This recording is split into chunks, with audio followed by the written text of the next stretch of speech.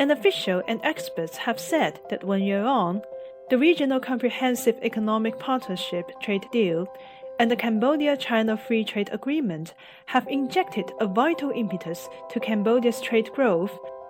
A government report showed that Cambodia's trade with RCEP member countries was valued at $24 billion during the January to September period of 2022, up 11% year-on-year, while the kingdom's bilateral trade with China also increased in the past year. For us, we stand to gain a lot from this because Cambodia is a small country, but we already become a part of supply chain.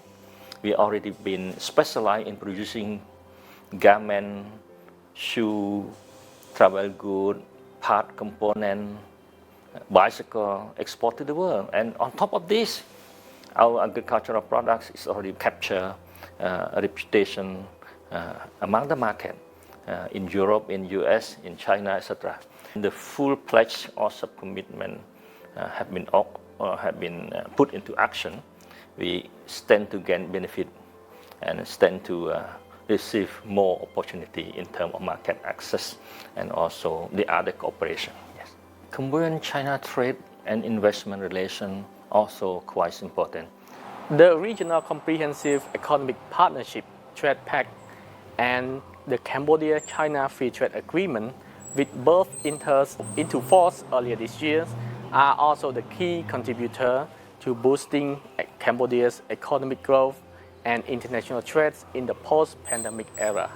The world's largest free trade agreement has been giving a big boost to the regional and global economic recovery.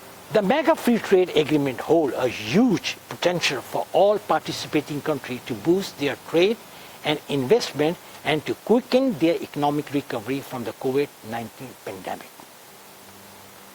Under the RCEP, all member countries will reap a long-term benefit by integrating further into regional and global supply chain and creating new jobs for their respective people. Both RCEP and the CCFTA took effect on January 1, 2022.